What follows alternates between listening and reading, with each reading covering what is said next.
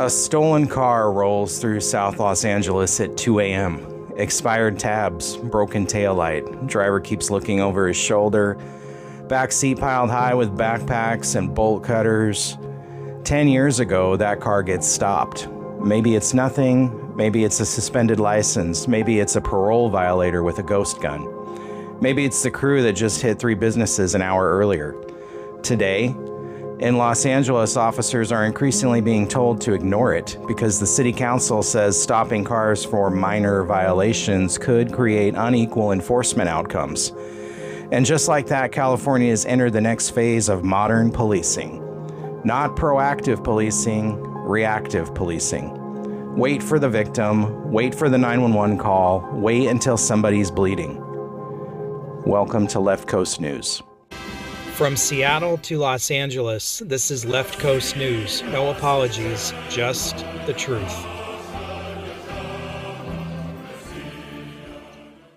Tonight we're talking about Los Angeles' move to ban or heavily restrict what are called pretextual stops. That's the practice of stopping a vehicle for a legitimate traffic or equipment violation while also suspecting there may be criminal activity involved. And before people start screaming racial profiling or police state, let's be adults for about 10 minutes and talk honestly about how policing actually works in the real world. Because I spent decades on the street and in investigations. Officers don't spend half their night hunting for broken license plate lights because they enjoy paperwork.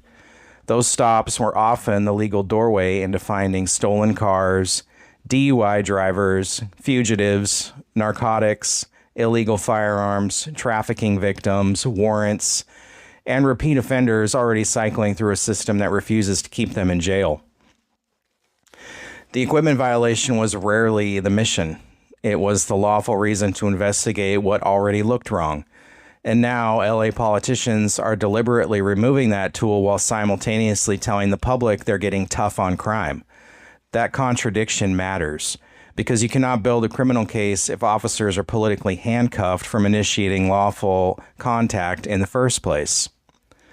So what is LA actually doing? Supporters call this a civil rights reform. Critics call it depolicing. Under these policies, officers are discouraged or restricted from making stops for low-level equipment or registration issues unless there's an immediate public safety concern. Things like expired registration, air fresheners hanging from mirrors, non-functioning brake lights, tinted windows, minor vehicle code violations. Now, on paper, that sounds reasonable. And to be fair, there have been legitimate concerns raised nationally about inconsistent enforcement patterns. That conversation is real.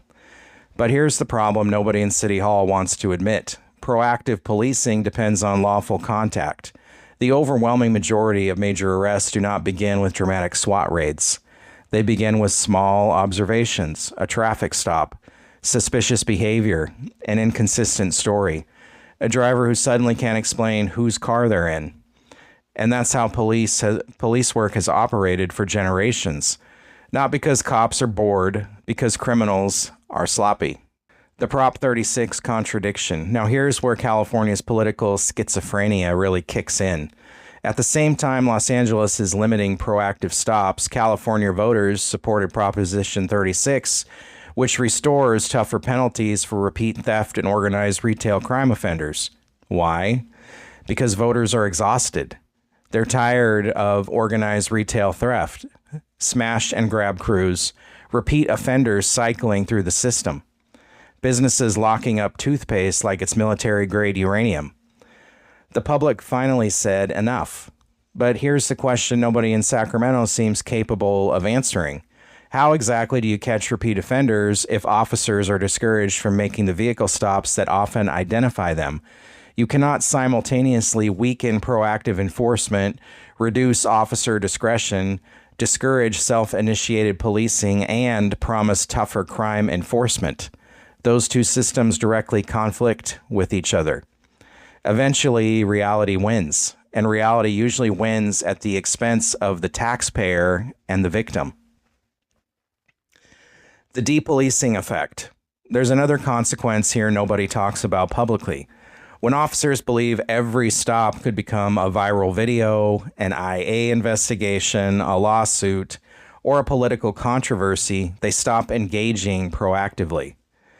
This is called depolicing, and it's been documented in multiple major cities after aggressive anti-police political movements. Officers stop hunting crime. They answer calls, take reports, clear scenes, and avoid risk. And politically, that's often exactly what city leadership wants, because proactive policing creates complaints. Reactive policing creates statistics. But here's the dangerous part. When officers lose confidence in basic hands-on policing and proactive engagement, encounters become more dangerous for everybody. Hesitation gets people hurt. An officer unsure whether they're allowed to act often delays action until the situation becomes critical. That increases the odds of force escalation, panic reactions, foot pursuits, or weapons deployment. Strong policing isn't brutality. Strong policing is competence. It's confident officers resolving problems early before they become deadly. The constitutional question. Now let's be clear, the Constitution matters. The Fourth Amendment matters. Equal protection matters. Police absolutely should not stop people unlawfully or based solely on race. But there's also a difference between unconstitutional policing and politically unpopular policing. Those are not always the same thing. A lawful vehicle stop based on an actual violation has long been upheld under the Constitution. The issue isn't legality anymore. The issue is political philosophy. California's leadership increasingly views proactive policing itself as inherently suspicious. And that fundamentally changes what policing becomes. Not guardians, not investigators, just responders after the damage is already done. California is still one of the most beautiful places in America, but beauty doesn't override bad governance. And when leadership spends years dismantling proactive enforcement while simultaneously acting shocked that crime networks became bolder, eventually the public stops believing the sales pitch.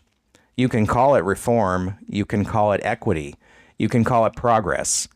But when your car window gets smashed for the third time while the suspect drives away and car officers are discouraged from stopping, the slogan starts wearing thin. Because eventually every policy gets tested in the real world, and the real world keeps receipts. At the end of the day, most Americans are not asking for some dystopian police state. They're asking for basic order. They want to go to work without finding their car broken into. They want businesses to stay open. They want criminals to fear consequences more than law-abiding people fear filing a police report. And that's the disconnect growing across parts of the West Coast right now. Politicians stand at podiums talking about community safety while systematically removing the tools officers used to prevent crime before it happened. Not after, before. Because proactive policing was never about harassing normal people. It was about recognizing patterns, making lawful contact, and interrupting criminal activity early. That's how stolen cars get recovered. That's how trafficking victims get found. That's how guns get taken off the street before somebody ends up in a morgue. And here's the ugly truth nobody in City Hall wants to admit. Criminals adapt faster than government does. The moment offenders realize officers are discouraged from stopping vehicles for low-level violations, they adjust their behavior immediately. Organized theft crews learn the rules. Gang members learn the limits. Drug runners learn where enforcement hesitation exists. The public learns something too. They learn whether the system still feels serious, because law enforcement presence is not just about arrests. It's about deterrence. And when deterrence disappears, opportunists move in to fill the vacuum. Nature hates a vacuum.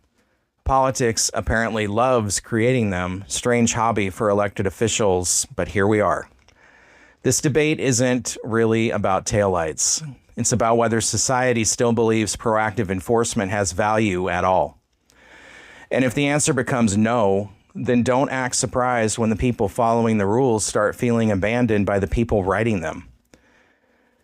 Thank you for watching Left Coast News. Please like, share, and follow if you got something out of this report. You can find us on YouTube, Rumble, Brighteon, BitChute, Spotify, X, Facebook, Instagram, TikTok, and Truth Social. Drop your thoughts in the comments. Do you think restricting proactive traffic stops improves public trust or makes communities less safe? Thanks for watching.